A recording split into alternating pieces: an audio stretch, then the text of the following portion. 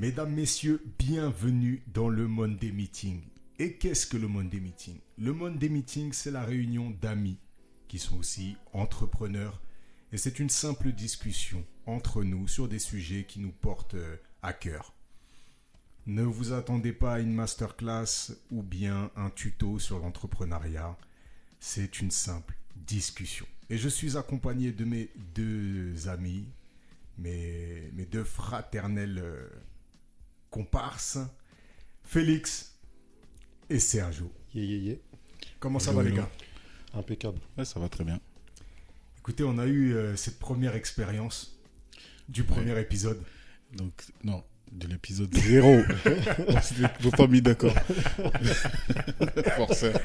Bon, déjà, on est là pour le premier épisode. Voilà. Donc, ça veut dire que ça démarre. On verra où ça va, mais voilà, c'est parti.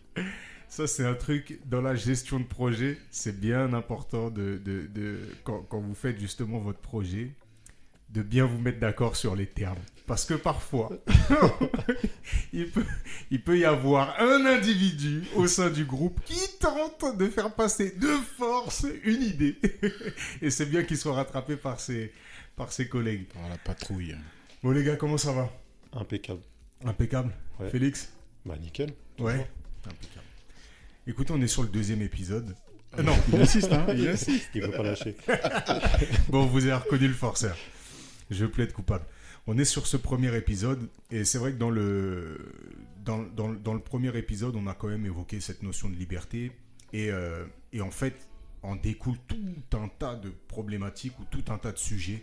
Et il y avait un autre sujet du coup qui selon moi a été mis un peu en exergue, mais c'est ce sujet du risque. Et ce risque, j'aimerais qu'on le définisse de manière générale, c'est-à-dire c'est pas le mot risque. Pourquoi tu rigoles, Félix? Ça fait flipper quand même, risque. Ouais, ça fait flipper. Non. Oui et non. Non, mais surtout qu'on avait parlé de se présenter un peu aussi. Présenter le monde des meetings. Oui. On va présenter. Tranquille. Non, mais peut-être que ça peut arriver un peu plus tard aussi. Et peut-être que ça viendra naturellement dans la conversation. Oui. Parlons de risque, oui.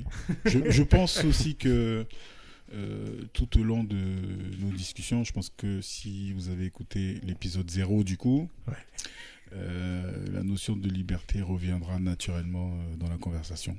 Donc, Tout un tas de fois.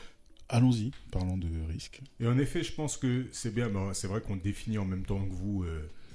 En même temps que vous écoutez, on définit certaines grandes règles qui s'installeront au fur et à mesure, mais on a voulu que ce podcast, ce soit vraiment une discussion et que ce soit vraiment...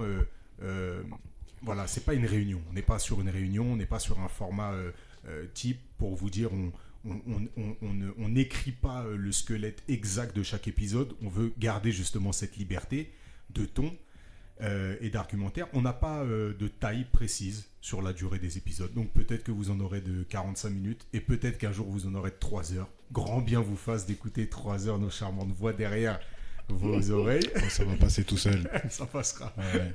Et puis, en effet, vous allez apprendre aussi à nous découvrir. Et on va se découvrir petit à petit parce que je pense que nous trois, ainsi que d'autres membres du Monday Meeting qui pour l'instant sont aux quatre coins du monde, on a cette particularité de ne pas se dévoiler dans les premiers instants. Et je pense que ce podcast va vite prendre notre ce qu'on est, quoi. Notre forme. Voilà, ouais. Exactement. Notre substance, exactement. Je pense qu'il y a tellement de choses qu'on aime bien faire que le fait de se mettre à énoncer tout ça, ça fait un peu arrogant. Ouais. Donc on va y aller étape par étape. On va apprendre à se connaître. Et c'est pour ça que oui, ce qu'on avait prévu, c'est-à-dire se présenter. Oui, on va peut-être dire 2 mots sur ce qui nous amène là, mais c'est tellement long comme histoire qu'il faudrait peut-être 4-5 épisodes. Donc on va le faire petit à petit. Sur les 130 épisodes que moi j'ai prévus dans ma tête. Le mot est lâché. Du coup, l'épisode 0 et l'épisode 1, comme ça en fait 1-2 mois à faire. C'est comme ça qu'il faut négocier. La négoce. Non les gars, je pensais au risque et en fait quand on a le mot risque en tête, il y a tout un tas d'idées qui viennent et dans l'entrepreneuriat, c'est énormément de notions. Mais moi j'aimerais qu'on ait justement, un peu comme on a fait sur la liberté, cet échange-là autour du risque. qu'est-ce que ça peut vous évoquer? Qu'est-ce que comment nous, on a pu le matérialiser dans notre expérience propre, en tant qu'entrepreneur ou autre? Et voilà, essayons ensemble de définir ce mot risque. Déjà, c'est intéressant parce que dans mon parcours d'agence, quand on doit discuter avec un client, le mot risque est prohibé. Ok. Parce que ça fait peur. Ok. Donc on dit point d'attention. Ok. Donc déjà, c'est un mot qui est assez connoté négativement. Ouais. Et qui du coup, effectivement, dans des conversations, on évite de l'introduire parce que justement, ça attire l'attention du client sur des choses qu'il ne faut pas qu'il voit. Voilà. Okay. Il faut lui faire comprendre que ça existe, mais en même temps, il ne faut pas qu'il s'en rende compte que ça lui fasse peur. Voilà. Donc, je pense qu'on peut ramener ça aux enfants. Est-ce qu'on leur parle tout de suite de fantômes? Est-ce qu'on les laisse voir des films d'horreur, des choses comme ça? Voilà. Donc, c'est quand même une notion, qui fait peur. Parce que, on va voir après les définitions comment ça se manifeste concrètement. Mais ça fait mal aussi quand on n'arrive pas à éviter le risque. Donc, je ne sais pas si je vais définir ça tout de suite. Je laisse la parole peut-être à Félix, mais j'y reviendrai. Ouais, quand j'entends risque, lié à l'entrepreneuriat, je pense tout de suite le premier truc qui me vient, c'est la peur de se lancer en fait. Okay. C'est le premier truc qui me vient. Ouais. Après, moi, c'est pas quelque chose que j'ai forcément connu. C'est bon? Ouais. Okay. C'est pas quelque chose que j'ai forcément connu parce qu'on a la chance, en tout cas nous pour notre part, tous les trois, d'habiter dans ce beau pays qu'est la France. Et quand tu as travaillé un peu, tu as quand même, ou même pas d'ailleurs, tu as quand même une notion de risque qui est tout à fait relative dans le sens où financièrement, parce qu'on peut parler de ça tout de suite, la chance de se retrouver sans rien du jour au lendemain, elle est quand même assez limitée. Parce qu'il y a le chômage, parce qu'il y a tout un tas d'aides, parce qu'il y a des aides à la création d'entreprises, parce qu'on a la chance d'être dans un pays où l'entrepreneuriat est finalement assez bien accompagné, voire sponsorisé. Donc, cette notion de risque, je sais que c'est quelque chose, moi, que j'ai beaucoup entendu de la part de gens qui avaient envie de se lancer et qui n'osaient pas le faire à cause de ça, mais comment je vais faire pour. Mais en fait, quand on prend même pas un peu de recul, juste quand on s'informe un peu, je dis pas que ça disparaît tout à fait, mais c'est tout de suite beaucoup moins dramatique que ce qu'on pourrait imaginer. Mais tu vois, tu parlais justement de tous ces supports qui t'ont permis de ne pas tomber dans une peur finalement. Je pense qu'il y a aussi pas mal un support qu'on n'a pas forcément tout le temps en tête, mais c'est justement le cadre familial, tu vois. Carrément. Le support que tu peux avoir, moi je vais prendre mon expérience propre, mes parents m'ont toujours sécurisé. Ils m'ont toujours offert un cadre sécurisant matériel. J'ai toujours eu à manger, j'ai toujours eu un toit et des vêtements à porter. Et ils n'ont jamais manifesté des craintes financières. C'est-à-dire que on va dire l'aspect pécunier ne pouvait pas être un frein à mon épanouissement. Pourtant, pour avoir grandi maintenant et avoir observé le cadre dans lequel j'ai grandi, dans les premières années de ma vie, on va dire jusqu'à mes 10 ans, ils n'étaient pas du tout dans un confort matériel, mes parents. Pas du tout. C'est venu après, par la progression de mon père dans son travail, de son ascension. Mais vraiment, jusqu'à mes 10 ans, c'était... moi, je ne l'ai pas vécu en tant que tel, mais je sais que c'était des situations qui se rapprochaient pas mal de la précarité, avec des installations chez ma grand-mère, des phases d'entre-deux, ce genre de choses, mais je ne l'ai absolument pas vécu. Donc moi, c'est vrai que cet aspect sécurisant là, ce cadre familial, c'est un truc que je traîne. Et finalement, dans ma relation, on va dire même à la prise de risque, notamment sur l'entrepreneuriat, mais même plus largement au matériel, j'accorde pas une importance cruciale justement à ça, quoi. C'est pas quelque chose que je vais prendre en compte à tout prix pour me dire ça je le fais ou ça je le fais pas. Sauf à une période de ma vie, et peut-être que j'y reviendrai à un autre moment.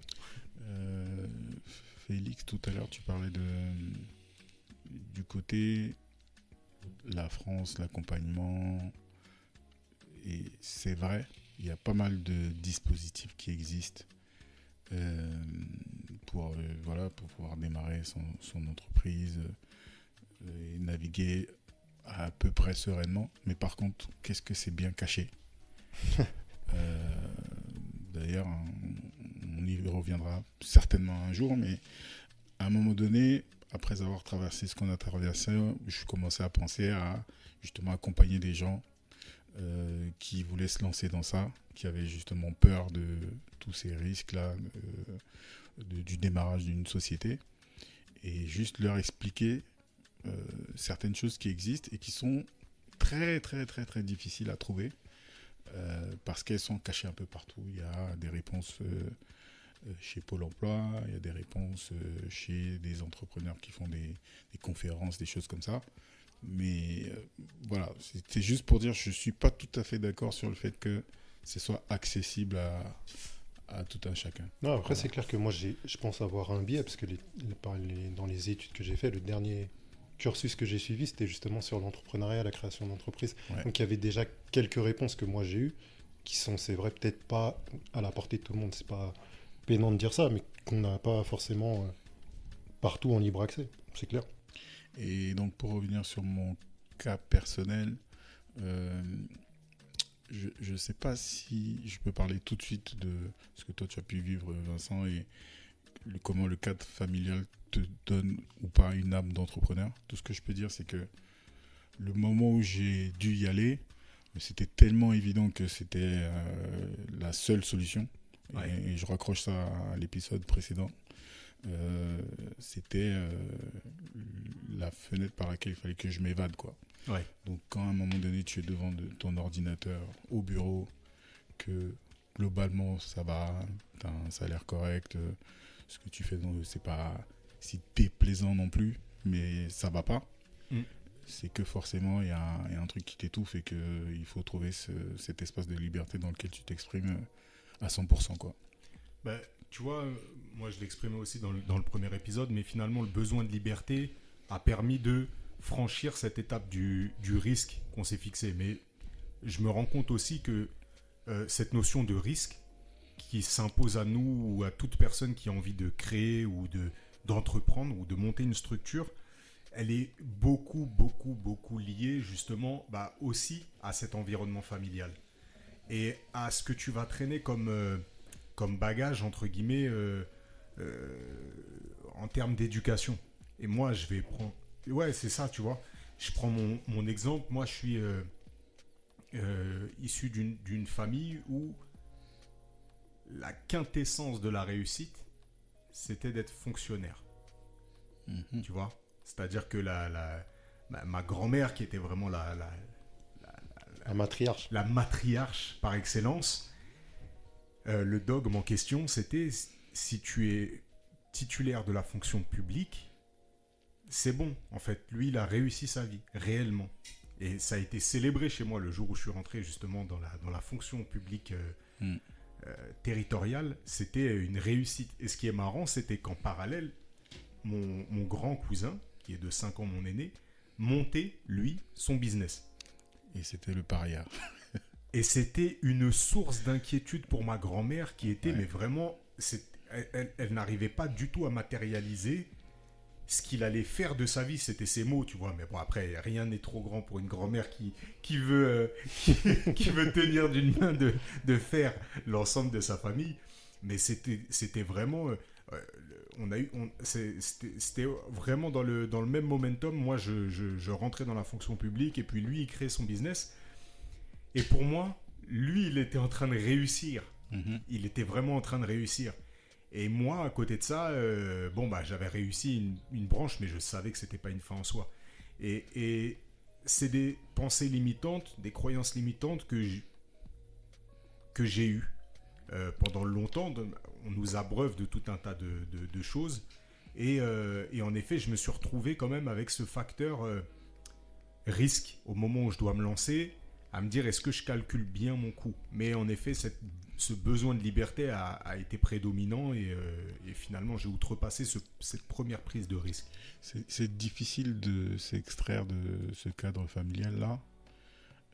Effectivement, je vois bien ce que ça peut donner et je vais raconter une anecdote. Quand on était plus jeunes, donc mon frère, mon cousin et moi faisions du football et à aucun moment ça n'est apparu comme une option viable de carrière. Donc on a commencé assez tôt, on a commencé en école de foot autour de 9-10 ans. Moi j'étais pas terrible. Mon frère, j'étais gardien de but. Mon frère et mon cousin étaient attaquants, ils étaient plutôt bons. De cette école de foot sont sortis quand même de grands noms. Emmanuel Adebayor, par exemple, avec qui on était en promo, quoi. Il est un peu plus jeune que nous. Et mon frère et mon cousin étaient, je peux le dire, meilleurs, quoi, à cet âge-là. Ouais. Mais ça n'a jamais été une option parce que c'était les études et c'est tout, quoi. Voilà. Ouais. Donc tu vas être médecin, avocat, enfin vous connaissez tous la liste. Les métiers phares. Voilà. Le top tier. Et c'est marrant parce qu'aujourd'hui, mon fils fait du football et quand je regarde un peu sur les bords des terrains, je vois plein de papas en mode projet Mbappé, comme on dit.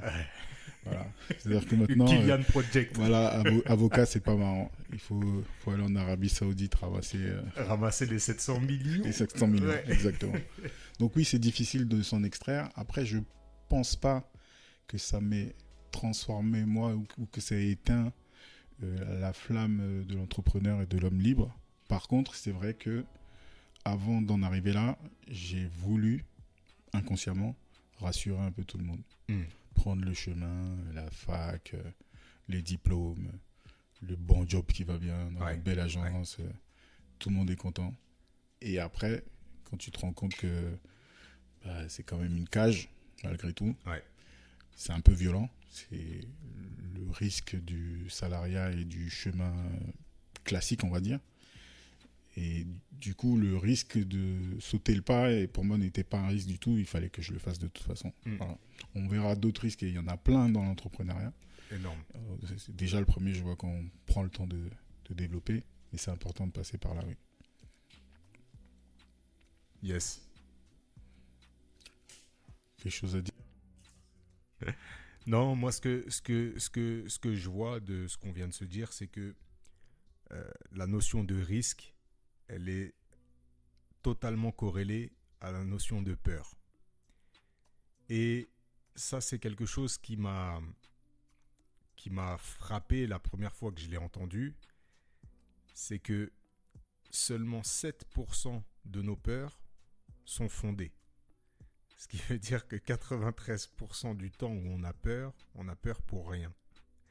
Et c'est quelque chose qui est inhérent à la nature humaine. C'est quelque chose qui nous a permis de survivre depuis que l'homme est homme. Parce que la peur t'évite, y a des milliers d'années de te faire bouffer par un guépard quand tu le croises dans la nature. Et par la suite, y a des peurs en fait qui sont transmises. Maintenant, on sait que la peur se transmet, la peur est héréditaire, c'est-à-dire que la peur se transmet de génération en génération. Et c'est un mécanisme de survie. Donc on peut pas la blâmer complètement. Et en même temps, c'est une émotion qui peut être handicapante. Et se rappeler de ce chiffre-là, se dire que il y a seulement 7% des situations que je vais rencontrer qui vont me susciter de la peur qui méritent que j'ai peur. Les 93 autres %, je peux y aller.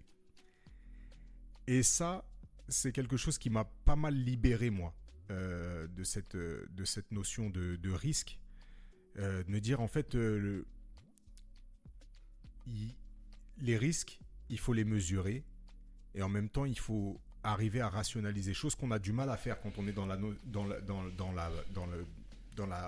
quand on essaye d'évaluer un risque. Si la peur est prédominante, l'objectivité, la rationalité, elle est vraiment entachée. Et du coup, c'est un truc qu'il faut arriver à réancrer dans une forme de réalité. Ouais, ça va au-delà de l'entrepreneuriat, ce que tu dis. Hein. C'est-à-dire que c'est toutes les peurs de ta vie même. C'est ça. Et moi, pour ma part, hein, je me suis raccroché entre autres à ce proverbe tibétain qui dit si ton problème a une solution, il ne sert à rien de s'inquiéter. Si ton problème n'a pas de solution, s'inquiéter n'y changera rien. Du coup, finalement, soit tu as la clé pour avancer, soit de toute façon, il va t'arriver une galère et tu vas voir comment t'en sortir. Voilà. Donc, c'est facile à dire comme ça. C'est facile à dire comme ça, mais c'est vrai que dans ces cas-là, il faut se concentrer sur l'essentiel. Il faut se concentrer sur ce que tu sais faire, ce que tu peux faire. Ce que les éléments sur lesquels tu as une réelle influence. Et le reste, on se raccroche à Dieu pour certains, à la famille pour d'autres. Voilà. Donc, à la chance pour beaucoup. Voilà. Beaucoup se raccrochent à la chance. Ou à l'esbrouf pour encore plus. Voilà. Donc, je suis assez d'accord. La peur, c'est le premier des risques et le premier des freins. Maintenant, il y a, comme tu disais, la rationalité. Hein, c'est-à-dire que poser les choses noir sur blanc et se dire, bon, voilà, qu'est-ce qui peut m'arriver si je fais telle ou telle chose et commencer à construire comme ça. La chance que j'ai, c'est que je réfléchis comme ça en arborescence. Ouais. Donc forcément, c'est pour ça que j'adorais les maths à l'époque. Hein. Tu prends et tu navigues et tu dis, bon voilà, ça c'est pas la bonne réponse, ça c'est pas la bonne réponse, ça peut marcher. Ça, je pense que ça va marcher. Et donc tu élimines comme ça les endroits où il faut pas mettre les pieds. Ouais. C'est vrai que ça prend beaucoup de capacité mémoire, comme on dit. Ouais. Voilà. Donc ça peut faire chauffer le cerveau assez rapidement, mais en tout cas, à un problème donné, tu trouves une ou des solutions. Et forcément, tu écartes tout le reste pour ne pas aller vers ce qu'on appelle, nous, le risque. Voilà. Une relance ? Quelque chose. Ouais, Félix ? Non, là-dessus, je pense que les gars, ce qui doit être dit sur la peur a été dit, mais suite à ça, parce qu'on là, on parlait un peu de la peur, ce que je comprends, c'est la peur de franchir ce cap. Après, une fois que ce cap est franchi, est-ce qu'on peut dire que ça disparaît vraiment ? Non. Toi, tu penses pas ? Non, en fait, la notion de risque, elle va être permanente. C'est vrai qu'il le disait, Sergio. En fait, dans la vie d'un entrepreneur, il faut même imaginer que chaque décision prise est une prise de risque. Carrément. Tu peux décider de changer de fournisseur. C'est une prise de risque. Voilà. Et ça peut réellement impacter ton produit, du coup, ton rapport client, en fait, c'est l'effet papillon. On avait parlé aussi d'embaucher celui qui regarde par la fenêtre les oiseaux chanter. Exactement. C'est du risque aussi, ça. Si t'embauches la mauvaise personne, en effet, le risque peut être grand. En fait, chaque décision, finalement, c'est une prise de risque. Donc, en fait, ce risque-là, il va être permanent dans la vie d'un entrepreneur.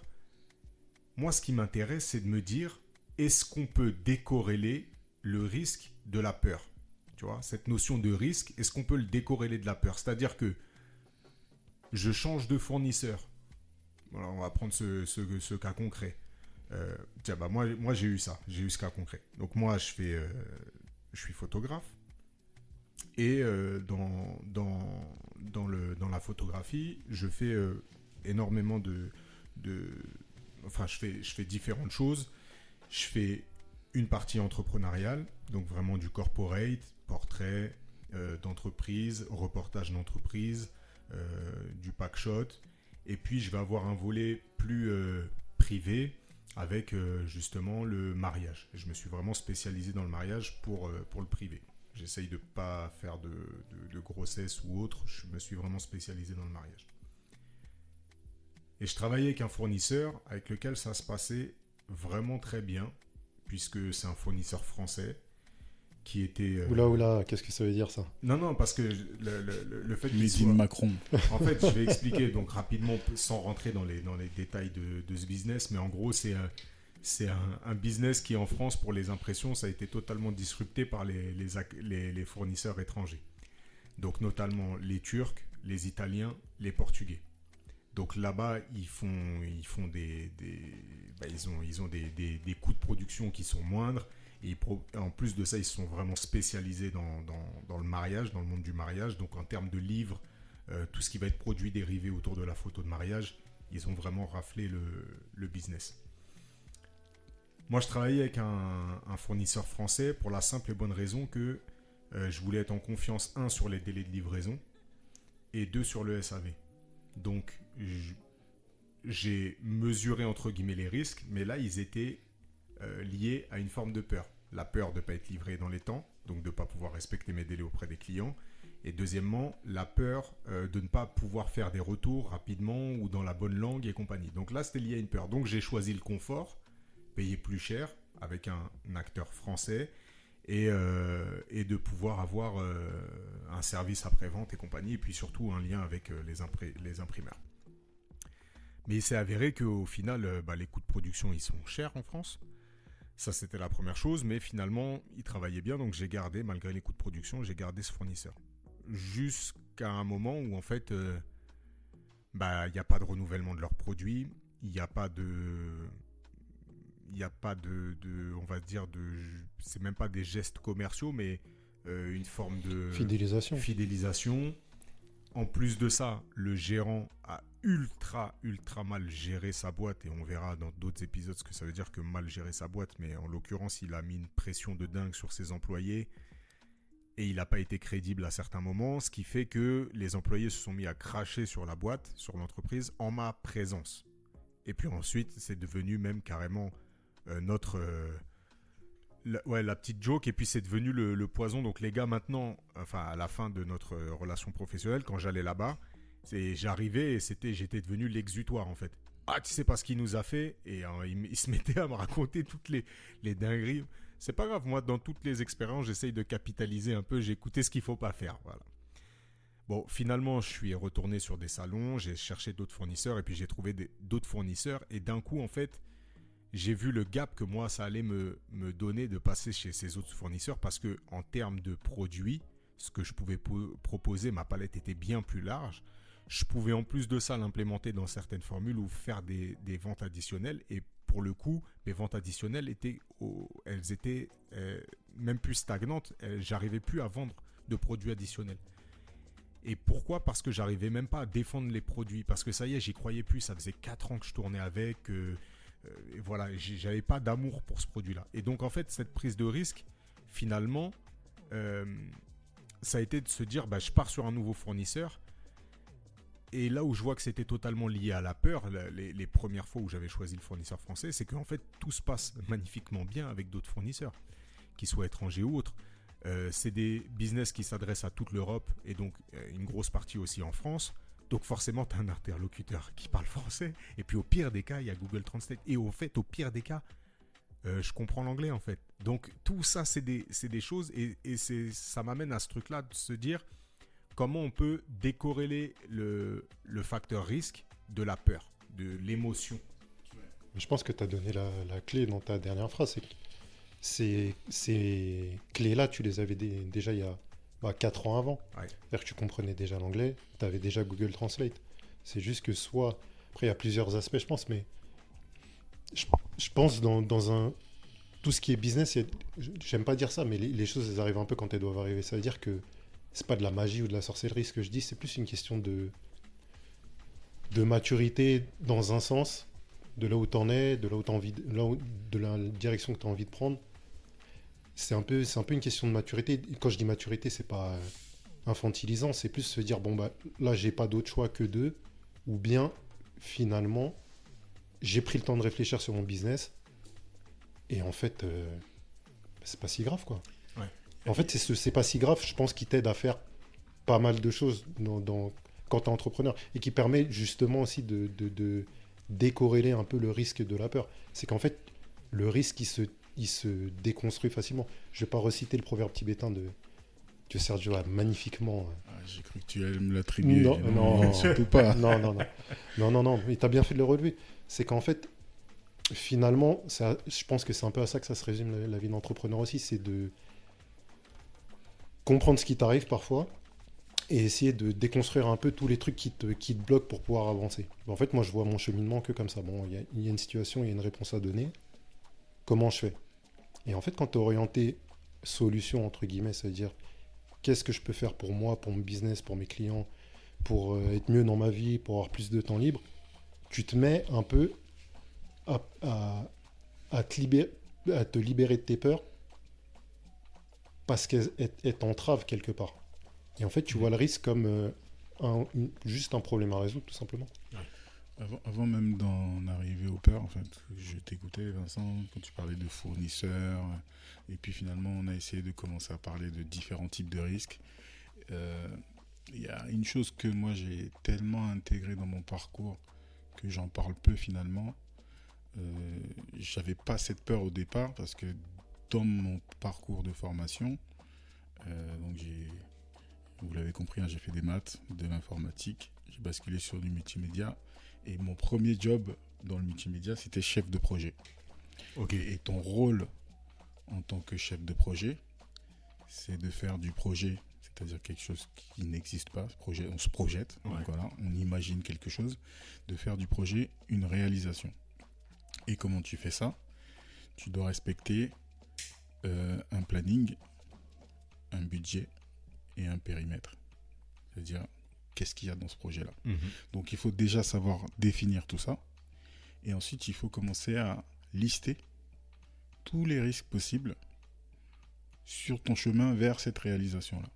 Donc, tu les listes, tu les catégorises, tu les mets par ordre de priorité. Et si tu es un bon chef de projet, ce que tu disais Félix tout à l'heure, c'est que tu trouves des solutions pour éviter tout ça. Donc au début, tu cherches la perfection, hein, c'est-à-dire que tu te dis je vais arriver au risque zéro. Puis tu te rends compte que, on en parlait aussi tout à l'heure, il y a des choses qui t'échappent. Ouais. C'est-à-dire que tu as tout bien fait, tu as préparé le site internet, tout est carré. Et puis le jour de la mise en ligne, les bureaux de OVH prennent feu. Ouais. Et tu peux pas accéder au serveur. C'est pas de ta faute. Tu l'as pas prévu. Et même si tu l'avais prévu, tu contrôles pas OVH, tu contrôles pas leur serveur, donc il va se passer un truc que tu peux pas maîtriser. Donc déjà, ça te permet petit à petit, hein, ça vient pas tout de suite, mais en vous écoutant parler, je me rends compte que oui, j'ai appris à accepter ces peurs-là en revenant sur mon fameux proverbe, en me disant sur quoi j'ai la main, qu'est-ce que je peux maîtriser et qu'est-ce que je peux anticiper pour que ça se passe bien. Et une fois que tu as ce truc-là et que tu l'as fait un certain nombre de fois, eh ben, tu n'as plus peur. C'est comme quelqu'un qui apprend à jongler au début, il est tout tendu, et puis au bout d'un moment, tu te rends compte que le geste, tu le connais, quoi. Donc, c'est vrai que moi, en me lançant dans l'entrepreneuriat, c'était simple sur cet aspect-là, parce que je savais que j'étais en mesure d'identifier les projets sur lesquels il ne faut pas aller. Tu vois, tu parlais de choisir un fournisseur, etc. C'est des choses qui, aujourd'hui, sont encore des risques. Hein, c'est-à-dire, même le fait de se dire j'ai envie de gagner plus d'argent, c'est un risque. C'est un risque. Parce que tu vas mettre des choses en place qui peuvent complètement te faire tomber exactement où tu ne veux pas.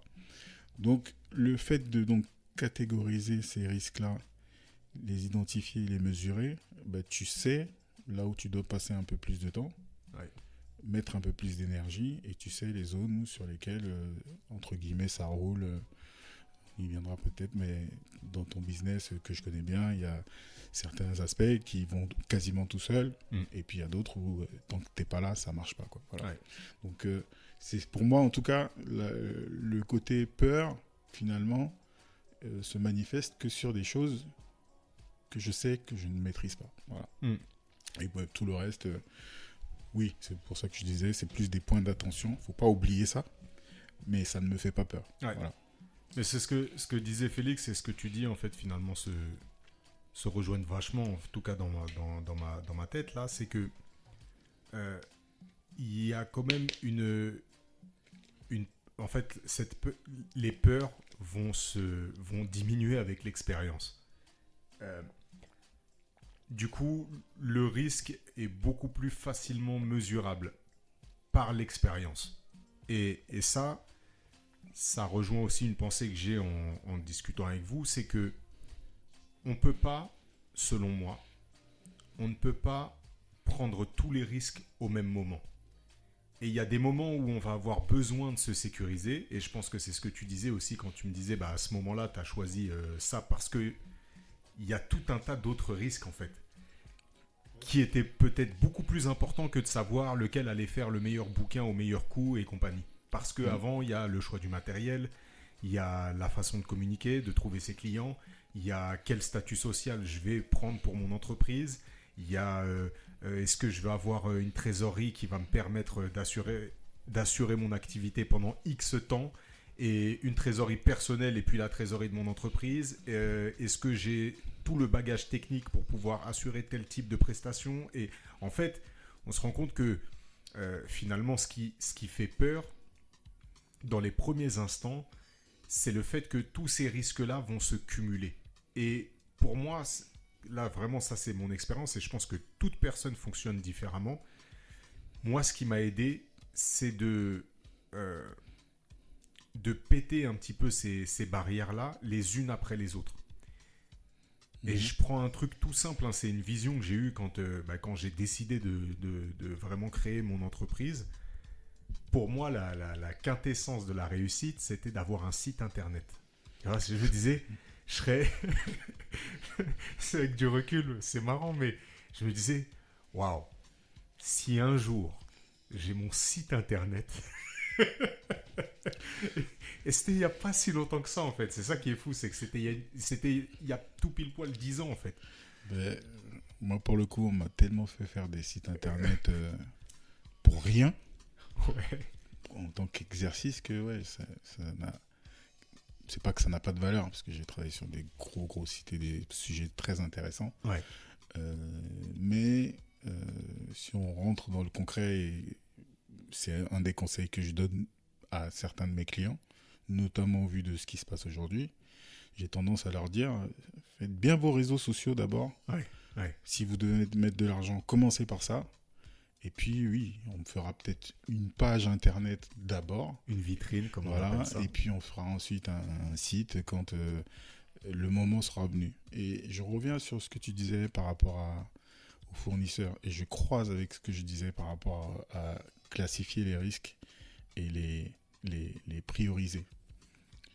Si dans ta réflexion, tu ne te dis pas le livre c'est un bel objet et que tu mets pas d'émotion là-dedans à te dire c'est quelque chose que je vais proposer qui va générer telle ou telle émotion chez le client, et que tu regardes froidement ce que t'apportent ce que tu appelais les ventes additionnelles, enfin les produits additionnels, etc. Ouais.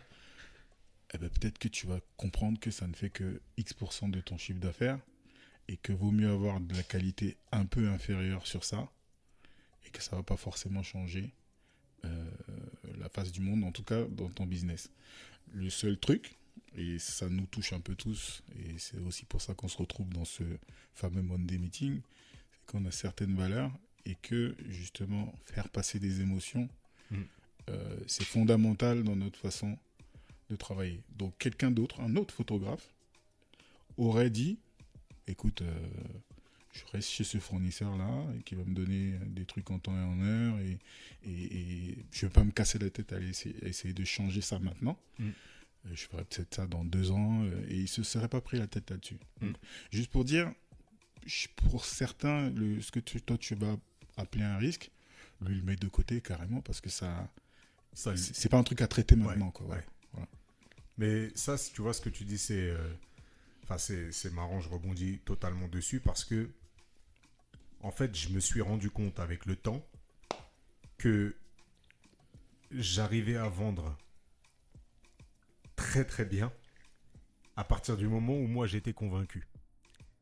Chose que d'autres n'ont pas besoin. Tu vois ce que je veux dire ? Il y a énormément de vendeurs, des vendeurs qui, ne croient pas au produit, ou deux n'ont pas besoin d'y croire en fait. Ils sont dans la vente totalement. Ce qui est un peu compliqué, c'est que nous, on va avoir un peu... je vais parler surtout pour Félix et moi, mais on va avoir un peu le côté vente et exécutif aussi. Et on va porter quand même pas mal nos business comme on va les vendre parce qu'on est. Et toi, ça te rejoint totalement aussi. On va les vendre parce qu'on est. Et je prends l'exemple du produit en question. Bah, aujourd'hui, c'est quelque chose que je vends à quasiment chaque prestation. C'est-à-dire que là, depuis que j'ai intégré ces produits-là, j'ai pas un seul couple de mariés qui n'a pas pris ces produits additionnels. Donc, parce qu'en effet, maintenant, j'y crois, j'y attache une émotion et je trouve que ça valorise mon travail. Et donc, du coup, c'est vrai que maintenant c'est quelque chose qui est... en fait, ça a éliminé une autre forme de risque, c'est qu'avant, je le proposais quasiment pas, en fait, même parce que pour moi, c'était même risqué d'être vu comme la personne qui veut vendre encore en plus, alors qu'il a déjà vendu une formule, il a déjà vendu les photos, et maintenant, il veut encore plus vendre avec un livre, avec des clés USB, ce genre de choses. Et aujourd'hui, en fait, c'est quelque chose que je porte naturellement. Je suis plus du tout dans cette... imagination du risque de comment ça peut être perçu parce que moi je suis en phase avec ça. Donc de ce que je retiens là, de ce qu'on se dit, c'est que pour moi, pour décorréler un peu justement la peur du risque, l'expérience, le fait de faire, ça nous permet d'être aguerris face à certaines situations, et deux, en effet, le fait d'être en phase avec soi-même, avec ses valeurs en fait. Ça te permet aussi d'être libéré de ce risque, de te dire je sais que je fais le bon choix parce que c'est un choix qui me ressemble en fait. C'est un choix qui est moi et donc du coup c'est un choix que je peux défendre. Et si par malheur ou par manque de vigilance ça s'avérait être un mauvais choix, le risque il est totalement assumé parce que c'est un risque que je prends en étant en phase en fait. Ouais.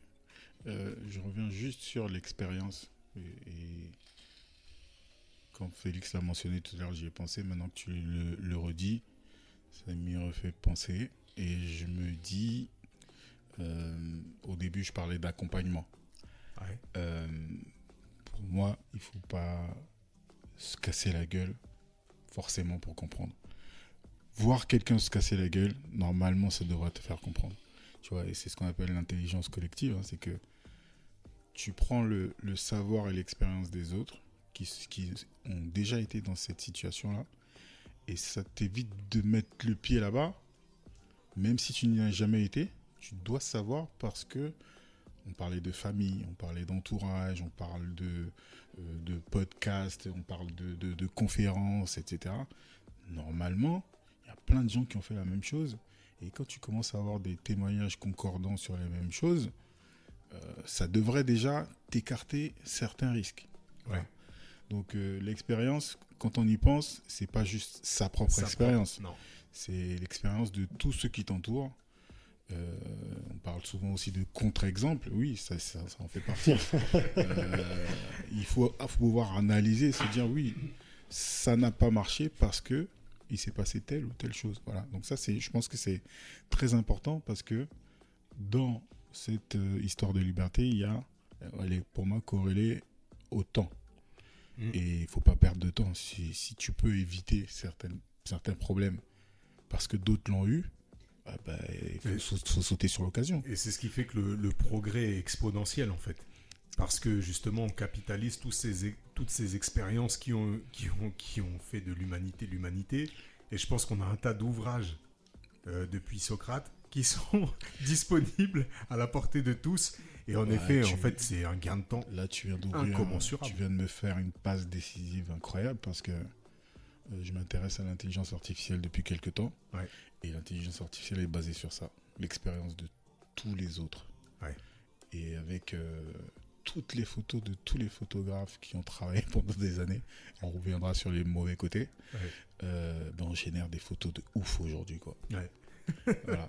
Et t'as ChatGPT qui va répondre à des questions en allant fouiller dans des bases de données. C'est hyper important pour moi d'appuyer là-dessus parce que ça fait vraiment gagner du temps de se baser sur, pas que son expérience, mais l'expérience des autres. Ouais, et je pense que, tu vois, pour aller dans ce sens-là, c'est qu'à un moment, en fait, notre expérience ne...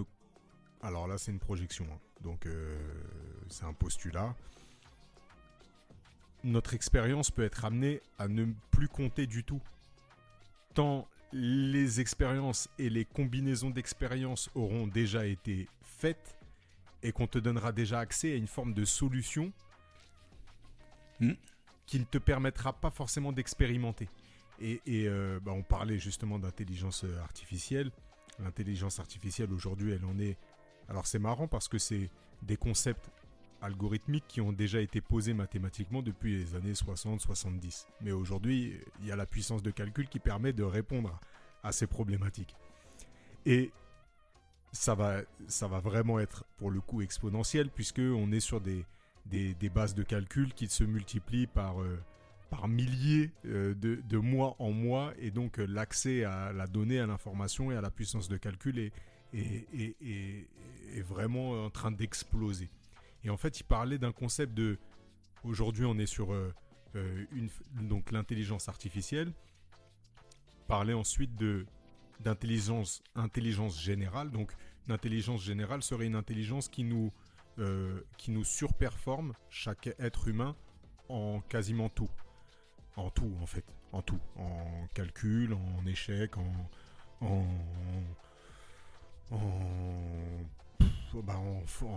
calcul numérique pour la photographie ou autre, bref, qui nous surperforme en toute chose. Et puis ensuite, il y a un concept qui s'appelle la super intelligence, qui là est une intelligence dont tu ne comprendrais même pas le mécanisme pour arriver à la solution. C'est-à-dire qu'aujourd'hui, une intelligence générale, on pourrait se dire, ok, j'ai compris le cheminement. On va dire ChatGPT, c'est quelque chose qu'on peut s'expliquer. Oui, il va calculer sur une base de données de gens qui ont écrit des articles ou autres. Des mots, c'est un language learning. Voilà, c'est ce type de méthode qu'il utilise pour se nourrir. Et en fait, cette super intelligence, on pourra même plus raisonner sur le chemin qu'il a emprunté pour arriver à la solution, en fait. Ou pour faire une proposition. Deux choses, et j'espère que je ne vais pas perdre trop d'auditeurs. Moi, quand j'étais en études d'informatique, donc première année, on te parle de la loi de Moore. Et la loi de Moore, c'est ce que tu disais tout à l'heure. Tous les 2 ans, la puissance des transistors est doublée. Ouais. À l'époque, ça paraissait énorme et ça se traduisait par des processeurs un peu plus puissants, mais aussi les transistors, du coup, tu pouvais mettre 2 fois plus de choses dessus. Donc, tu le vois sur des choses concrètes comme ton ordinateur qui avance un peu plus vite, mais aussi sur des capacités de stockage. Moi, je me rappelle les premières clés USB que j'avais, tu pouvais rien mettre dessus. Aujourd'hui, ta clé USB, tu peux mettre des projets, des films, etc. Pour quantifier ça pour le grand public, la loi de Moore, là, si vous voulez la quantifier, si vous prenez un domino là qu'on fait tomber, si vous prenez donc si vous la matérialisez, cette loi de Moore, donc vous prenez le premier domino, puis le deuxième qui fera 2 fois la taille du premier domino en masse et en taille. Au bout de 42 dominos, vous faites tomber l'Empire State Building. Voilà. Et j'arrivais pas forcément à imaginer, ça me paraissait déjà fou. J'arrivais pas forcément à l'imaginer jusqu'à ce que j'ai un smartphone dans les mains. Ouais. Et que je me dise, ah ouais. Moi, à l'époque, j'étais obligé de monter des tours, aller chercher des disques durs, aller chercher des cartes mères de fou, rajouter des ventilateurs, etc. Pour ceux qui étaient sur Paris, tout le monde connaît mon galet. Mon galet ou rien. Et là, d'un coup, ça se passe dans la paume de ma main, quoi. Ouais. Et ça va plus vite. Donc là, tu commences à prendre conscience de ça. Et aujourd'hui, quand tu vois, tu poses une question à ChatGPT, il va te fouiller dans les bases de données et il te donne la réponse. Tu dis, ah ouais, ça va super vite, quoi. Ça va super vite. Et deuxième chose, je vais rentrer dans les mathématiques cette fois-ci. Moi, là où j'ai coupé les ponts avec les mathématiques, c'est quand on m'a parlé des mathématiques abstraites. et qu'à un moment donné, on t'explique que tout ce que tu as appris, c'est une théorie, donc la théorie des ensembles, etc., mais qu'il y avait une autre façon de voir les choses, et que par exemple, l'addition, tu dis 1 plus 2 égale 3, et toi tu peux définir ton addition, et puis 1 plus 2, en fait, ça va être 1 multiplié par 2, et du coup ça devient 2. Et donc tu peux écrire ta propre théorie, et une fois que tu as défini les règles, eh ben, elle est valide en fait. Donc tous ceux qui l'utilisent auront raison. Donc là, c'est le langage de Tolkien adapté aux mathématiques. Voilà. C'est-à-dire que tu crées ton univers. C'est ça. Et dans ton univers, tu as raison. Et ça revient à... Est-ce que c'est pas Instagram, ça, ou Twitter? Un peu. Mais pourquoi je parle de ça? Je parle de ça parce que tu parles à un moment donné de cette super intelligente, dont tu vas pas savoir la méthode de calcul. Ouais. Ben, c'est exactement ça, c'est qu'elle va définir elle-même ses référentiels, et puis elle va arriver à des solutions qui sont vraies, puisque les règles de base seront définies, c'est-à-dire que 1 plus 2 égale 5, et puis 3 plus 4 égale 18. Dans sa façon de réfléchir, ça sera vrai, et à la fin de son calcul, elle aura raison. Ouais. Voilà. Donc c'est très difficile à concevoir, mais en fait on nous avait avertis depuis Terminator, hein, on est foutus. Donc voilà, ça pour le coup, on n'y peut rien, donc on attend gentiment la fin. Mais ça, ce qui est bien justement avec l'intelligence artificielle, et je trouve que ça fait un pont magnifique avec notre sujet, c'est que le risque, il est prédominant, c'est-à-dire que ce risque-là, il est dans toutes les pensées, c'est-à-dire que la première chose, en fait, ce qui est fou, c'est ces étapes-là. Tu découvres, on a découvert quasiment ensemble ChatGPT. C'est toi, Sergio, qui nous l'a fait découvrir. Et la première chose, la première réaction, c'est une extase. Et la deuxième réaction, c'est calcul des risques. Comment ça va impacter la société? Comment ça va nous impacter dans notre travail? Comment ça peut impacter notre façon de penser, en fait? Comment ça peut impacter l'effort intellectuel? Comment ça peut impacter l'éducation? Et ça, c'est tout de suite... En fait, on arrive tout de suite à raccrocher, mais c'est quelque chose d'humain, du coup, à raccrocher l'extase, c'est-à-dire cette première émotion qui va être l'émotion de joie, de surprise, voilà, ces deux émotions additionnées, l'extase, à attention, derrière, il y a ce risque. Et pour au final arriver, et je pense que tous les trois autour de la table, on est d'accord, le plus gros risque, c'est de ne pas se foutre dedans. Ah ben évidemment, il faut comprendre ce qui se passe. C'est comme des gens qui ont dit les réseaux sociaux, c'est non. Et quand je dis des gens, c'est pas dans leur quotidien, mais des marques qui ont dit on n'y va pas, on reste sur notre site. Ben, restez sur votre site tout seul.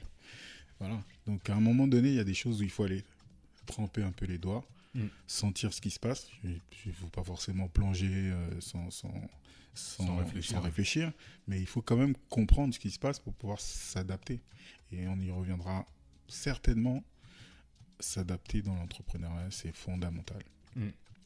Donc, ce que tu décris là, je reviens encore à cette histoire d'expérience. 2006-2007, je crois, l'iPhone sort.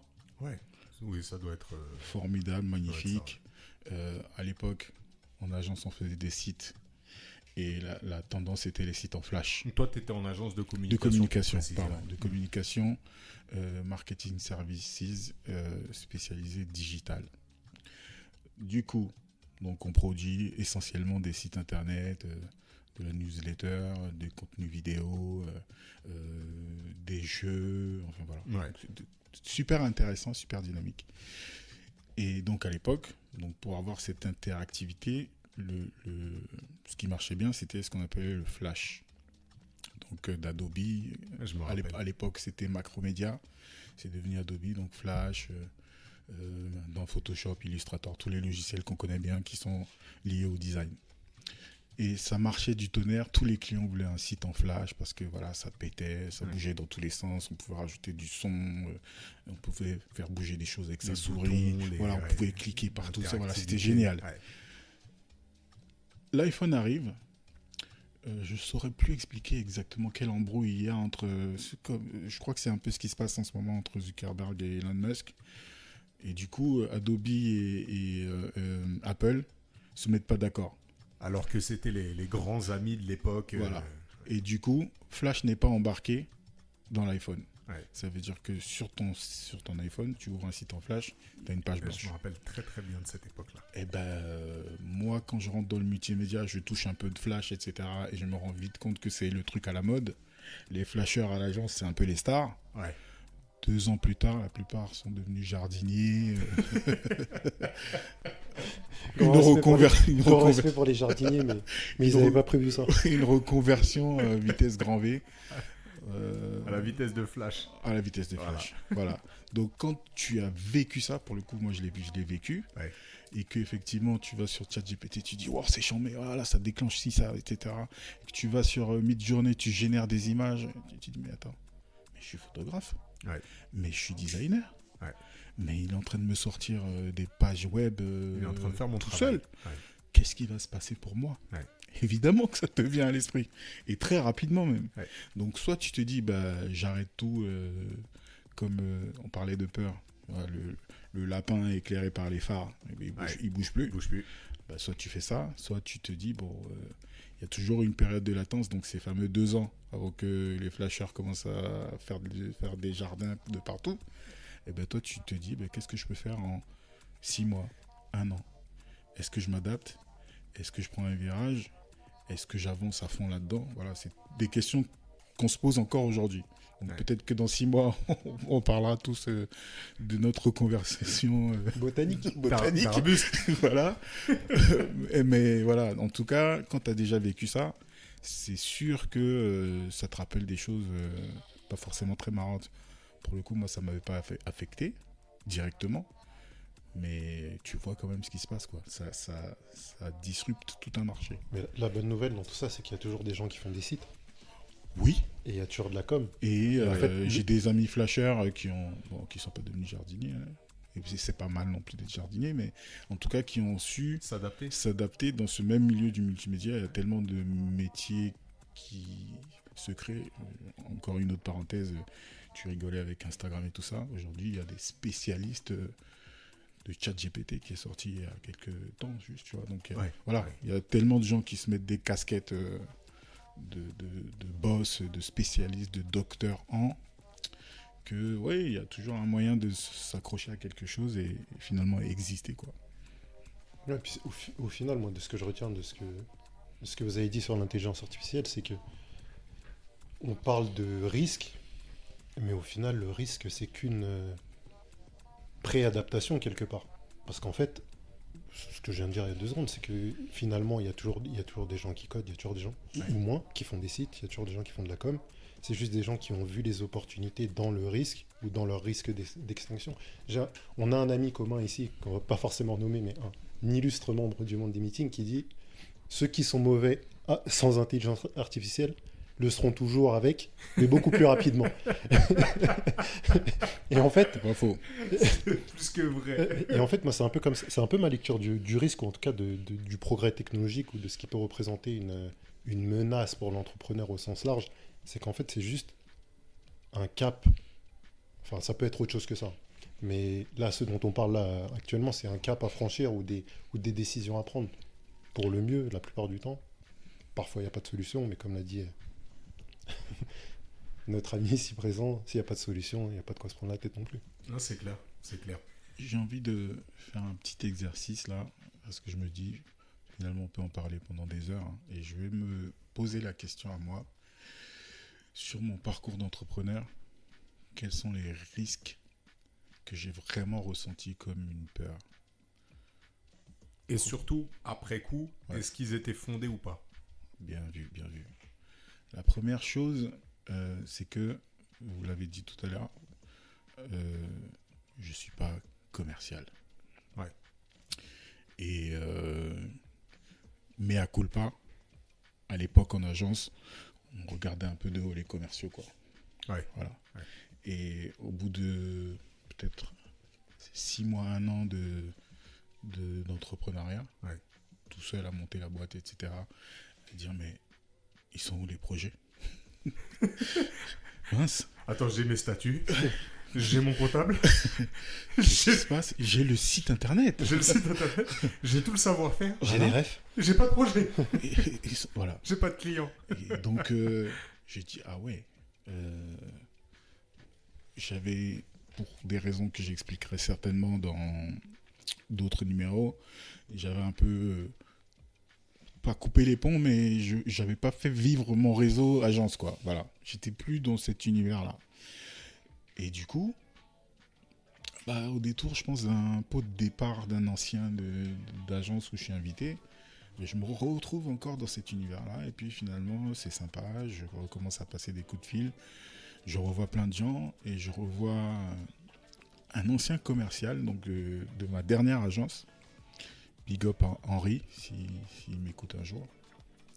Et donc, on déjeune et je lui dis, voilà, je galère sur ça, j'arrive pas, je sais pas faire. Et je lui dis, mais à culpa. Quand tu venais poser des dossiers sur ma table, à l'époque, je me disais, oh, il va encore m'emmener des trucs, je vais galérer, etc. Maintenant, j'aimerais bien avoir quelqu'un qui vient jeter ces dossiers sur ma table. Parce que ça, par contre, je sais pas faire. Donc, pour moi, c'était le premier risque.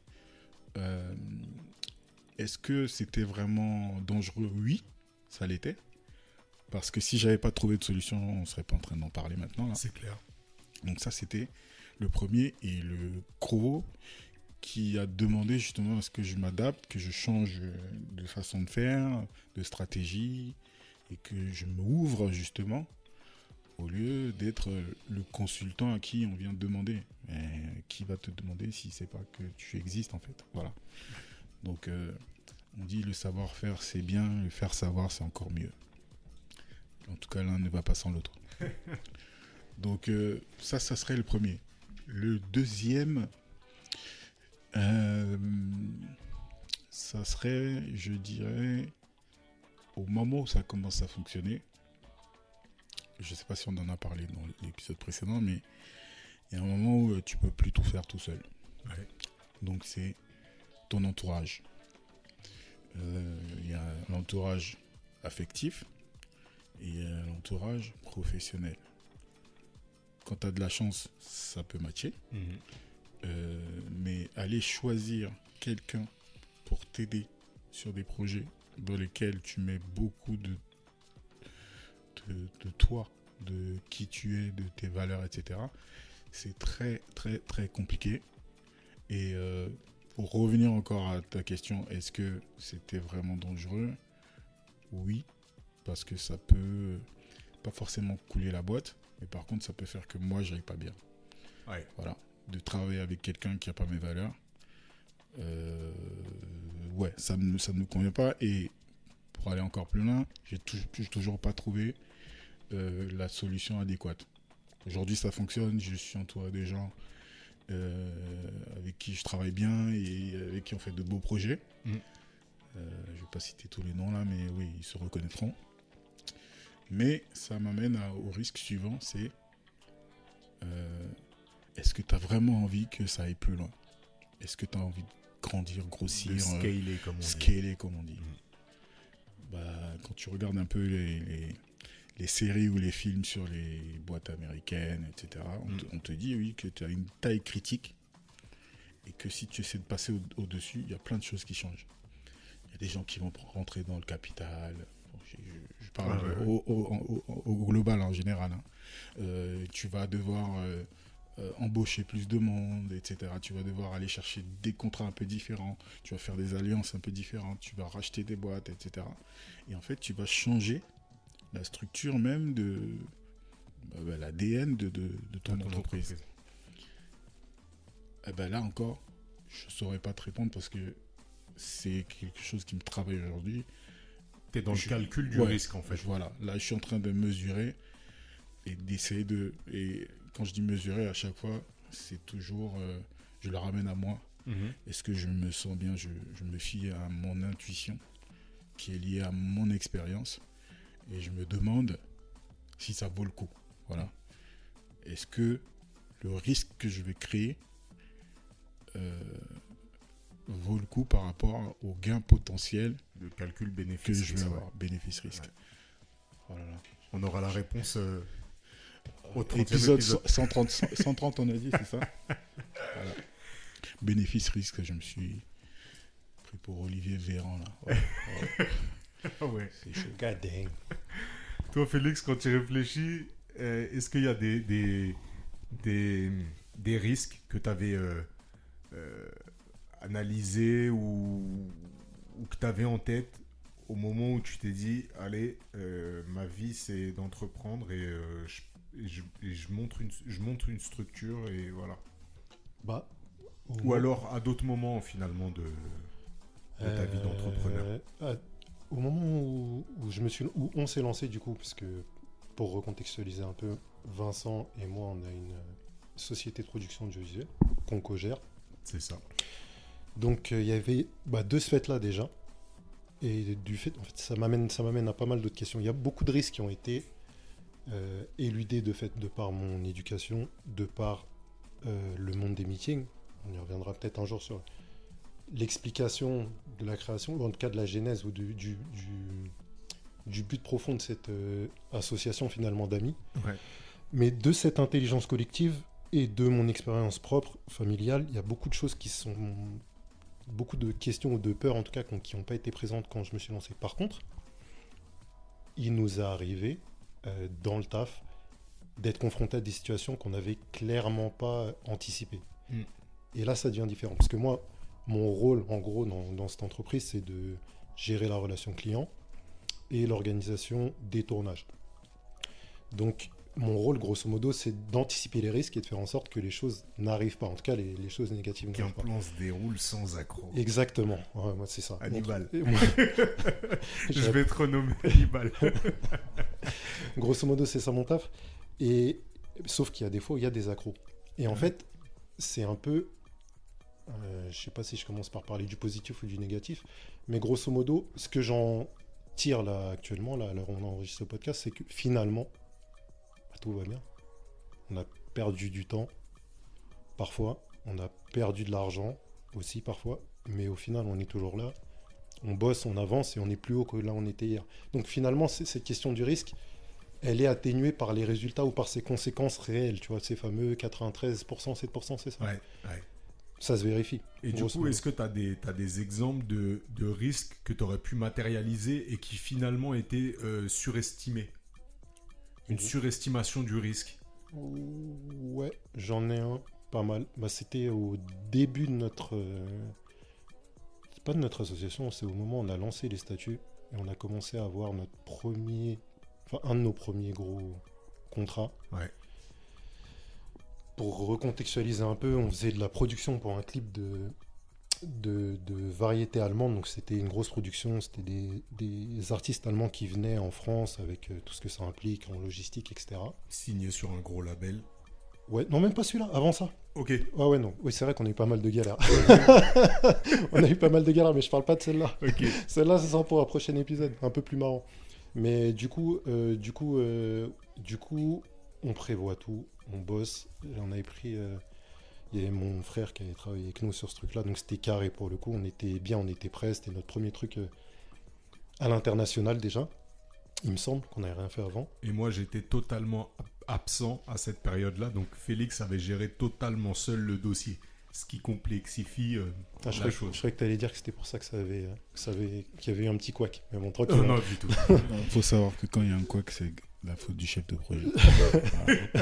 Par contre, quand ça se passe bien, c'est pas grâce à lui. C'est grâce Ça fait penser à l'entraîneur dans le football. C'est exactement le ça. premier qu'on vire, c'est pas lui qui touche les. J'ai été confronté à gros cette sous. situation pas mal de fois. Trop de fois à mon goût. Bref, et donc du coup, on prépare tout, tout le monde est là, l'équipe technique est là, on a fait venir tout le monde, les lieux sont sécurisés, on a les modèles, tout le monde est prêt à tourner à 7h du matin. On est parti pour 2 jours de tournage et à 5h30, je crois, il y a l'agence de modèles, donc la manageuse des modèles qui m'appelle pour me dire que la modèle nous plante. Donc, tout en sachant que tout le clip, parce qu'on tournait 2 clips, le premier qu'on tournait ce jour-là, reposait sur elle. Et donc à ce moment-là, tu te dis, bon, je n'étais pas prêt pour ça, moi. Donc là, en fait, ça veut dire que, en gros, ils sont venus, il va y avoir des frais, si ça foire. Tu te mets à imaginer tout un tas de situations, du coup, critiques. Ouais. Si ça foire, c'est sur moi, ça c'est sur moi, les déplacements c'est sur moi, les gens qu'ils ont ramenés c'est sur moi. Donc là, en fait, tu es en train de te dire... faire travailler justement ce qu'on appelait l'arborescence de l'esprit dans le côté négatif. C'est-à-dire, là, typiquement, tu es en train de dérationaliser finalement pas mal de choses. Typiquement, tu es dans la descente d'organes. Là, tu te dis, si on doit rembourser ça, là, on n'est pas armé pour ça et c'est la clé sous la porte alors qu'on commence juste à s'amuser. Grosso modo, c'est ça. Ouais. Et c'est là où, en fait, tu te rappelles de... C'est un truc que Sergio a évoqué tout à l'heure, c'est ce il a appelé l'intelligence collective. On n'est pas revenu dessus, on a basculé sur l'intelligence artificielle, mais avant l'intelligence artificielle, il y a l'intelligence bien réelle. Quand je dis bien réelle, c'est bien concrète des gens qui t'entourent et qui t'ont accompagné, qui disent, mais en fait, on va trouver. Parce que dans notre groupe, il y a un gars... Alors, on avait un gars qui ne le fait plus, mais qui gérait une agence de modèles, qui n'était pas dispo à ce moment-là, mais qui dit, mais en fait, les solutions, on ne te tracasse pas, on va trouver. Et en fait, tu passes d'un problème qui t'a l'air insurmontable à quelque chose qui se règle en quelques coups de téléphone. Parce que tu as les bonnes personnes autour de toi. Mais parce qu'à ce moment-là, tu es dans ce qu'on appelle un stress, c'est-à-dire le fait Le stress, si on doit le définir, c'est un élément qui perturbe. Voilà, donc qui perturbe le calme. Voilà, donc le calme que tu as pu créer en t'assurant que tout était bien prêt, on vient installer le chaos et donc le stress dans cette situation par un événement soudain qui est abandon de poste, pas là pour la date butoir, pour le moment clé exactement. Et donc forcément, en fait, c'est là où en fait, justement, tu t'es... t'es plus toi-même dans le sens rationnel, cadré, calme, qui peut résoudre un problème. T'es sujet finalement à l'émotion, t'es perturbé en fait dans ton calme, quoi, dans ce que tu as installé pour sécuriser. L'intelligence, si on doit le redéfinir, c'est la capacité à trouver une solution, à solutionner un problème. Donc là, en effet, l'intelligence collective... elle est totalement là pour ça. Et en effet, on le disait tout à l'heure par rapport à la famille et autres, mais l'entourage sert à minimiser ces risques-là. Et en fait, du coup, après coup, tu te rends compte que les risques, ils étaient minimes. Ils étaient plus que... En fait, avec le recul, les risques, ils étaient... Sur ce point de vue-là, ils étaient inexistants, en fait. Et alors, faisons un exercice de pensée. On va jusqu'au bout. Tu trouves pas de modèle. Ouais. Est-ce qu'on perd tout, on met la clé sous la porte? Non. Donc ça encore, c'est un truc où faut calmer son esprit. Ouais, mais après, il y a la connaissance du milieu, de se dire qu'en fait, il y a des assurances pour tout un tas de trucs. En fait, c'est des choses, quand tu démarres une activité, nous, on a cette faculté-là, et en même temps, je sais pas si c'est un défaut, c'est que je pense pas que tu puisses te lancer en ayant tous les tenants et les aboutissants. Non. Tu vois, Serge, il parlait tout à l'heure de son expérience en agence. Grand bien lui fasse, il s'est lancé sans avoir de feeling avec le côté commercial. Ouais. Et pourtant, aujourd'hui, il travaille. Tu vois, mais il s'est lancé sans avoir ce truc-là. Il a trouvé ses solutions. Et en fait, je pense que ça vient... Donc, pour répondre à ce que tu disais, ça vient aussi du fait que quand tu te lances, il y a parfois des trucs qui te dépassent. Mais ça t'empêche pas de faire tes premiers pas, tu vois. Ou en tout cas, d'avancer. Vous étiez tellement bien lancé que j'ai pas voulu vous interrompre, mais ça fait 2 fois qu'on fait allusion à des membres du monde des meetings. Ouais. Et il faut les nommer. Ouais. Tout à l'heure, tu as fait tu as parlé d'intelligence artificielle et de personnes nulles. Moi, je le nomme. Ce gars s'appelle Sam. Il s'appelle Sam. Le grand Sam. C'est un des Power Rangers du lui, c'est Force Rouge, c'est le méchant. Et en parlant de l'agence de modèles et de talent, c'est le bien nommé Charles de Toronto. Voilà, on va finir de nommer tout le monde. Celui qui m'avait accompagné sur ce projet-là et qui m'a dit hey, frangin, respire. Mon frère, donc mon jumeau, c'est Antoine. Voilà. On a quasiment tout le monde. On en garde un encore sous le coude. Force Abidjan. Force Abidjan. Donc Antoine est à Abidjan, Sam est à La Réunion Et Charles est à Toronto. Donc voilà, pour dire qu'on est, on est tous un peu éclatés à travers le monde, mais on va se retrouver et il y aura forcément des épisodes avec ces protagonistes du Monday Meeting. Ah, espérons. On n'oublie pas le gros Will qui est pas très loin, mais qui est toujours très loin. L'homme Voilà. de l'ombre. Voilà. Ah, lui, si on l'a derrière un micro, c'est... Si on arrive à le choper, ça va être Ah, quelque ça chose. serait exceptionnel. Ah ouais. Exceptionnel. Mais donc voilà, vous avez un petit peu le squelette, la structure, la substance du Monday Meeting qui se dessine petit à petit. Et je trouve ça bien que ce soit un peu énigmatique et que ça Voilà. vienne s'enrichir au fur et à mesure. Tout doucement. Ça accroche notre auditoire Tout doucement. pour tous les 135, 147 épisodes Voilà, qui... ça commence à monter. Hein. Ça commence à monter. On gratte, on gratte. Moi, les gars, quand j'essaye de faire une projection, alors vous voyez, je vais faire l'exercice rapidement que vous avez fait, mais je vais faire un exercice inverse aussi.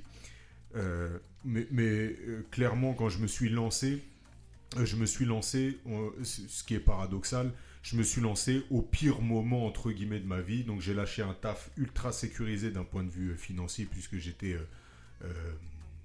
titulaire de la fonction publique. Donc, en gros, à part si je frappais fort un gosse, puis ses parents, puis Puis un le élu. juge, puis un élu, on pouvait pas me virer. Voilà, donc clairement. J'ai vu des gens partir au placard pendant des années, des placards dorés. Hein. On te nomme chef de projet de rien. T'as ton ordinateur, mais t'as ta paye, ton 13e mois. T'es payé pareil que le gars qui bosse à fond. Bon, bref, peu importe. Donc j'ai lâché ce taf-là, dans lequel moi j'étais super bien, avec une superbe équipe, mais super mal payé, et ça j'en ai déjà parlé. Et je l'ai lâché au moment où mon premier fiston, donc mon premier enfant qui est mon fils, venait au monde. Donc ça a cumulé quand même pas mal de petites inquiétudes, des petites anxiétés, de me dire, waouh, c'est peut-être pas le bon moment de se dire je lâche mon taf ultra sécurisé, j'ai plus aucun salaire. Et en même temps, ça s'est fait ultra naturellement parce que, on l'a dit, la soif de liberté était au-dessus de toutes ces choses-là. Et donc, en fait, ça a quand même généré en moi un stress dans le sens où je me suis dit, est-ce que je vais pouvoir subvenir aux besoins de ma famille ? Et c'était ça, vraiment pour moi, le plus gros risque. C'était de dire, j'ai installé quelque chose, j'habite avec ma femme depuis déjà quelques années. On est en train de construire notre patrimoine familial. Et est-ce que je vais pouvoir répondre à mes responsabilités en tant que père de famille, et est-ce que je vais pouvoir générer un revenu ? Ça, c'était ma plus grosse prise de risque, en tout cas le risque le plus gros que j'avais identifié. Et en fait, ce qui est fou, c'est que mes enfants, donc j'ai maintenant 2 enfants, n'ont jamais manqué de rien. Quand je regarde le patrimoine familial, il n'a fait que grossir en termes d'individus et aussi en termes de matériel, puisque voilà, on a pu même acheter une maison. Et en fait, après coup, je me rends compte que ce risque-là, en fait, cette crainte, elle était entre guillemets disproportionnée. Quand je dis disproportionnée, c'est parce que ces craintes-là, là je vais rentrer vraiment dans le personnel, mais ça m'a quand même créé des troubles. Ça m'a quand même créé des troubles où physiquement, en fait, j'ai eu des manifestations de mon stress, quoi, de mon anxiété. Et j'ai dû aller voir un thérapeute pour comprendre, en fait, les mécanismes qui amenaient mon corps à se dérégler à ce point-là. Et en fait, c'est là que j'ai pu mettre le doigt sur le fait que j'avais pris quand même pas mal de risques que je n'avais pas forcément intellectualisé. C'est-à-dire que je me rongeais pas l'os en me disant je prends des risques de dingue, non. Mais par contre, à chaque fois que je discutais de mes projets d'entrepreneuriat, il y avait toujours auprès de l'entourage ce truc-là de est-ce que ça va aller, est-ce que ça va. Quand j'allais voir que ce soit ma famille ou ma belle-famille, ça va, est-ce que tu t'en sors ? En gros, est-ce qu'il faut qu'on vienne... Est-ce que tu veux un billet ? Et en fait, je me suis rendu compte que à chaque fois, il fallait rassurer tout le monde, tu vois, dire non, ça va super, c'est impeccable et compagnie. Et donc, c'est que après coup que je peux dire, finalement, ces craintes que j'ai peut-être enfouies, elles étaient disproportionnées. par contre, je me rends compte après coup que les vrais coups durs que j'ai eus dans ma vie d'entrepreneur, eh ben, je les avais pas anticipés. J'avais pas pu me matérialiser un risque. Eh ben, on avait un credo, hein, quand on parlait un peu dans le Monday Meeting, c'est si tu veux aller chercher une source de revenus sans te poser de questions, est-ce qu'il y aura des clients, tu as 3 business. Yes. Ceux en lien avec la naissance, ceux en lien avec l'amour et le mariage, et ceux en lien avec la mort. Voilà. Moi, j'avais clairement mis toute ma force de frappe dans l'amour et le mariage. Ouais. Puis est arrivé un événement soudain qu'on peut nommer signe noir, que l'on peut nommer a.k.a. le Covid. 19 de son petit nom. De son petit nom. De ce charmant chiffre 19. Et ça, c'est quelque chose que j'avais pas du tout anticipé. Ah ouais. Il y a moins d'amour quand on peut pas s'embrasser. C'est clair. Et en fait, c'est un peu bateau parce que personne n'avait anticipé le Covid. Mais ce que j'avais pas anticipé dans mon calcul du risque, c'est de se dire, à ce moment-là, je mets toute mon énergie, mon savoir-faire dans un secteur, dans un seul secteur en fait. Et que si ce secteur est impacté d'une raison X ou Y, tu deviens jardinier. Je deviens jardinier. Exactement. Et ça, c'est une leçon de vie qui a été énorme parce que pour moi, alors pour beaucoup, le Covid, ça a été un moyen de se ressourcer, de faire une introspection, de se dire que, de faire le point finalement, ce que moi j'avais fait 3 ans auparavant, de me dire, bon, est-ce que ma vie, elle me convient? Non, pas top. Est-ce que je suis à la place que je prétends vouloir avoir? Non, non plus. Est-ce que j'ai les revenus qui me vont? Non. Est-ce que je me sens libre? Non. Bon, je saute le cap. Pour beaucoup, le Covid a été salvateur de ce point de vue-là. Moi, ayant fait ce travail-là il y a déjà 3 ans, étant dans l'optimisation de mes compétences et de ce que je pouvais proposer, ça m'a mis une vraie tarte. Et puis j'ai été vraiment sclérosé en fait. Mais je pense qu'on fera peut-être un épisode sur le Covid complet. Ah, on est obligé parce que déjà la question, si on devait faire un tour de table et voir si le Covid a vraiment impacté le business, donc si on revient au début de ce qu'on se disait, est-ce que les dispositifs de l'État ont réussi à combler le déficit créé par le Covid? Je pense qu'on peut en faire un épisode. C'est clair. Ouais. Mais du coup, ce dont je me rends compte là, c'est vraiment ça, c'est que les plus gros risques auxquels j'ai été confronté, je les avais pas anticipés. Et ça me montre, une fois de plus, là, en discutant, que souvent, on va mettre l'accent sur des choses qui, finalement, n'auront pas vraiment d'impact parce qu'à tout ça, on a une solution. Est-ce que je suis en capacité de trouver des clients? Oui. Est-ce que je suis en capacité de proposer un service qui va les satisfaire? Oui. Est-ce que j'arrive à monétiser mon savoir-faire? Oui. Donc, est-ce que je vais pouvoir dégager des revenus? C'est pas une prise de risque. Par contre, est-ce que j'ai identifié le secteur d'activité dans lequel je vais travailler et est-ce que j'ai pu diversifier ce secteur d'activité ou trouver en tout cas plusieurs niches qui pourraient répondre à mes attentes ou moi auxquelles je pourrais répondre? Non, pas spécialement. Est-ce que j'ai identifié en cas de crise inimaginable, est-ce que j'ai identifié un scénario 1, un scénario 2, un scénario 3? Non. Et en fait, je me dis, je pense que c'est un bon truc, c'est un bon type ça, de se dire, je sais pas si c'est à raison d'une fois par semestre ou une fois dans l'année, de se dire, tiens, je me fais un scénario complètement fou, et à ce scénario fou, comment je réponds? Comme ça, l'effet de surprise ne nous emmène pas dans un truc totalement irrationnel, justement, où on se sent totalement perdu, démuni et autres. Et finalement, voilà, quoi. Moi, j'ai du mal à voir le Covid comme ça parce que ce que tu dis là, personne ne l'a anticipé, quoi. Ouais. Ils étaient en galère pour trouver des masques. Plus de pénicilline, tu as fermé les frontières, machin, il n'y a plus d'avions qui décollent. Évidemment, si la ressource est de l'autre côté du monde, tu n'y as pas accès. Donc, en fait, dans le côté, c'était tellement collectif que tu peux pas te sentir minable finalement. C'est sûr. De ne pas avoir anticipé ce truc-là. Donc, j'ai du mal à le voir comme quelque chose qu'il aurait fallu prévoir.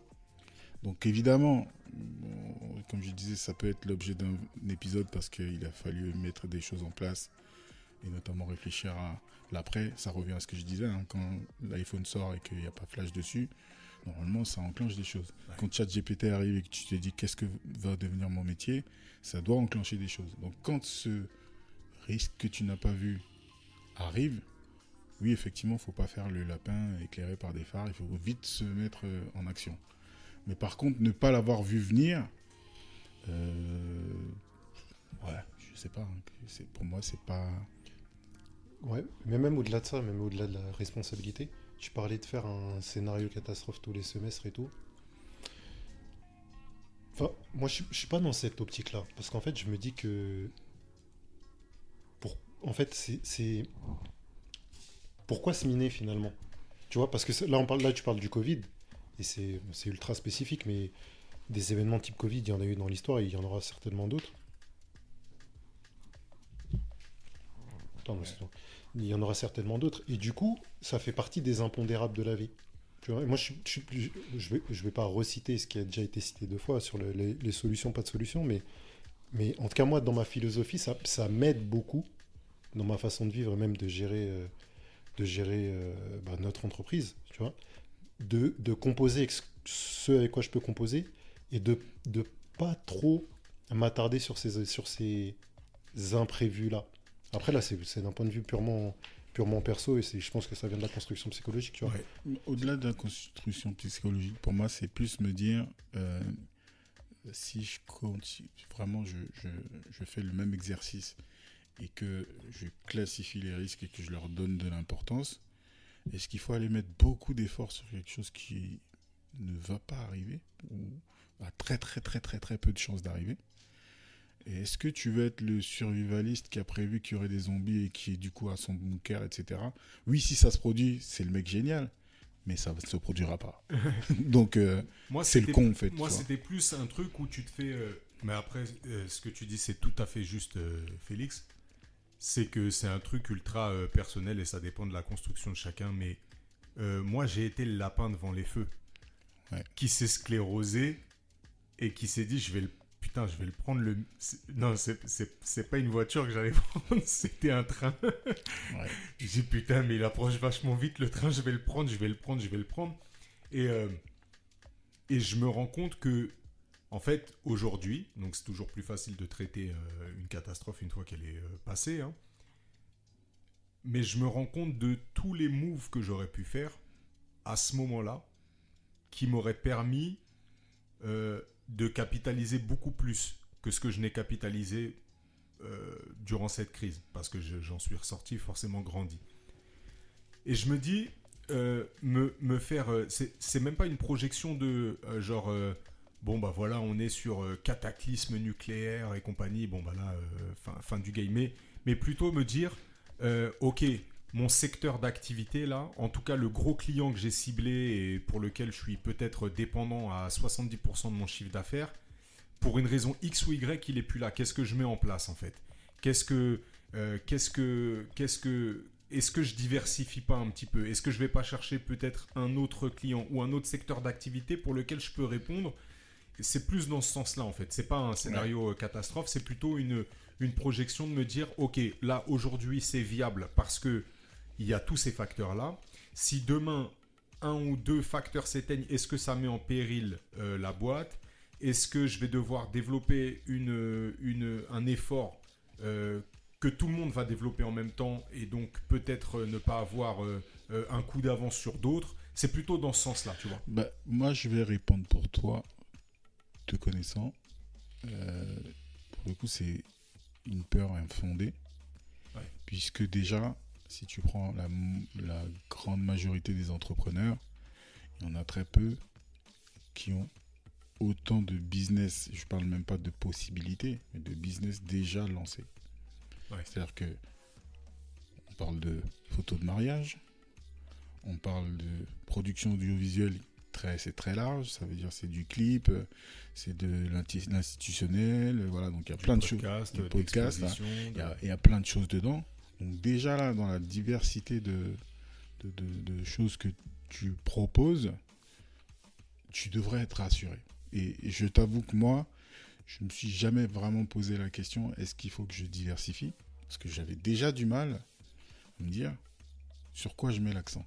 Ouais. Il y a tellement de choses à faire que je liste, et on y reviendra, mais c'est aussi une des choses qui m'a fait me lancer sous la forme d'une société, et que ça permet de mettre en dessous de l'ombrelle plein de choses que tu peux proposer, qui vont prendre ou pas prendre, mais voilà, je vois pas, en tout cas je pense que en ce qui te concerne, c'est une peur infondée que de se dire est-ce qu'il n'y a pas un truc que j'ai pas développé? Oui, il y en aura forcément, puisque on est un groupe de personnes qui aimons apprendre, qui aimons découvrir de nouvelles choses, qui aimons nous former. Donc oui, c'est intéressant de se dire, ah tiens, qu'est-ce qui peut se passer demain et vers quoi on va aller. Mais par contre, se dire que mon business est pas assez diversifié, je pense que c'est une fausse peur, quoi. Ben voilà les gars, à quoi sert le mode des meetings? Un recadrage en live and direct. Et c'est exactement à ça. Méchant, quoi. Non, jamais. Mais c'est exactement à ça que sert le mode des meetings, c'est que on fait un podcast sur les risques. J'essaye d'en anticiper plein, alors que je viens d'expliquer que tout ce que j'avais anticipé. Mais c'est ça la construction d'une discussion, et c'est à ça que ça doit servir. Et je pense qu'on a quand même pas mal fait le tour de la question. Je sais pas si vous avez des choses à rajouter, les gars. Non, mais le chemin est tellement semé d'embûches que il y a des risques à toutes les entournures. Donc on pourra en parler pendant hyper longtemps. Ouais. Et puis demain, on aura eu tel ou tel risque et tel ou tel problème qu'on aura solutionné ou pas. Que oui, je pense qu'on peut tranquillement se diriger vers la fin. Ouais, je suis assez d'accord avec ça. 1h32. Merci aux auditeurs d'avoir suivi du début à la fin cet épisode. C'est des notions qui reviendront souvent au cours des 170 prochains épisodes. La notion de liberté, la notion de risque, forcément, c'est des choses qui sont inhérentes à la vie d'entrepreneur. On vous invite, mesdames, messieurs, à mettre un pouce, mettre une étoile, mettre un avis, mettre un commentaire. Parlez-en à vos amis, parce que le bouche à oreille reste l'un des meilleurs réseaux qui existent. Parlez-en autour de vous. S'il y a des gens qui veulent se lancer, d'autres qui n'osent pas se lancer, d'autres qui se sont lancés, ça peut intéresser tout le monde. Un grand merci à vous de nous avoir suivis du début à la fin. Et je terminerai par une superbe citation en lien avec notre podcast et cet épisode-là. Une citation de Mark Twain qui dit « J'ai eu beaucoup de problèmes dans ma vie et la plupart ne sont jamais arrivés. » Aïe. Mesdames, messieurs, on sera forcément amenés à se revoir. D'ici là, prenez soin de vous.